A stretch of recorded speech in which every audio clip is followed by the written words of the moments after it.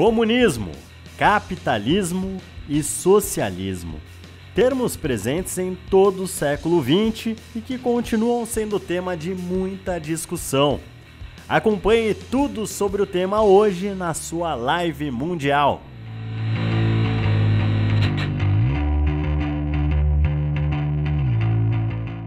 O termo comunismo tem como origem a palavra latina communis, que significa comum, mais o sufixo grego ismo, que é responsável por designar sistemas de ideias e crenças.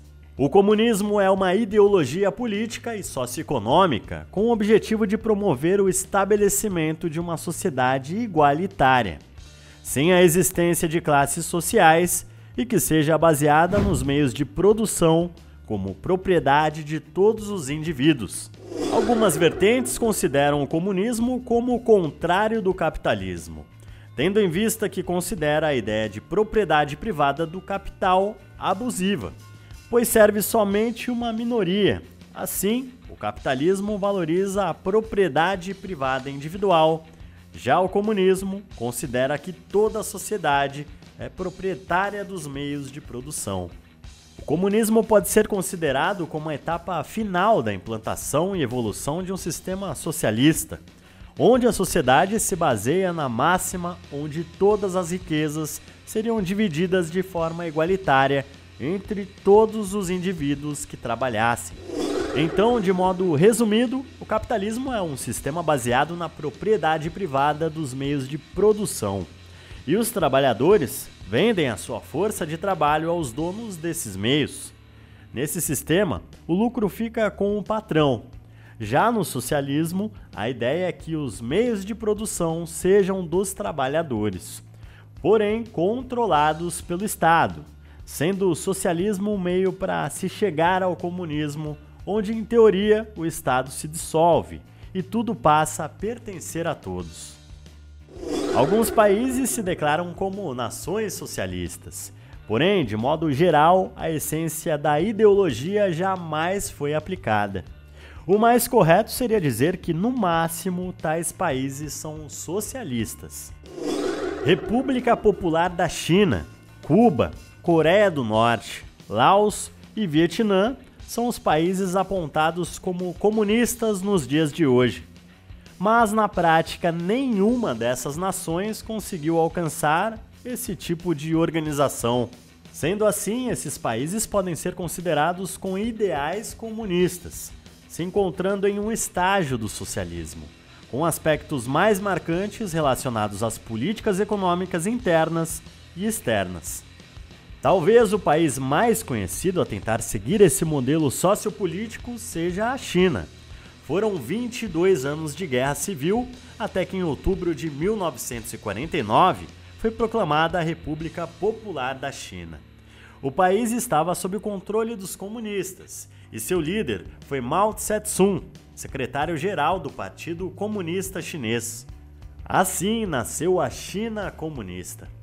O novo governo adotou medidas drásticas, como a nacionalização das indústrias e a reforma agrária, tentando enfrentar as dificuldades econômicas geradas pela Guerra Civil e também pela Guerra da Coreia, que aconteceu em 1950.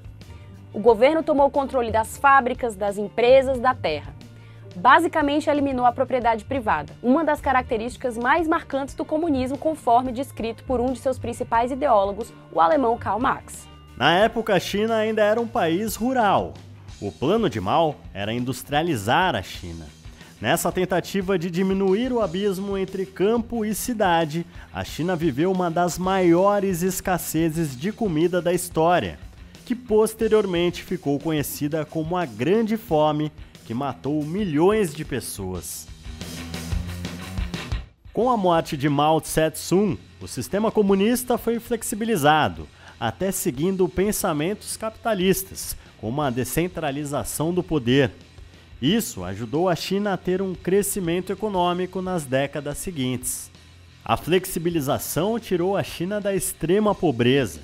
Hoje, o país tem 1,38 bilhão de habitantes e um PIB de 12 trilhões de dólares, segundo dados da Organização das Nações Unidas. Mas o Partido Comunista na China ainda comanda com mãos de ferro. O Partido Comunista da China é o único no cenário político e opera sem oposição. Tem dirigentes em cada cidade e região do país. O presidente é eleito pela Assembleia Popular, o parlamento, também controlado, adivinha, pelo Partido Comunista, como quase tudo no país, aliás. Não existe liberdade de imprensa. Com exceção de alguns poucos meios de comunicação privados, a imprensa é controlada pelo Estado e, como era de se esperar, a cobertura em geral é bastante elogiosa à administração pública. Longe dos parâmetros econômicos chineses, temos o exemplo de Cuba. Atualmente, com os avanços da pandemia no país e uma economia frágil e em crise, vários protestos foram registrados na última semana. Os protestantes querem a queda da ditadura comunista, que já dura décadas. Hospitais lotados, falta de energia elétrica e PIB em recessão. Cuba optou por fechar suas fronteiras na tentativa de conter os avanços da pandemia. Mas a realidade foi que o país se encontra sem comida e sem remédios para a população. Os protestos coincidem com a troca de comando do Partido Comunista, antes liderado pelo irmão de Fidel Castro, Raúl Castro.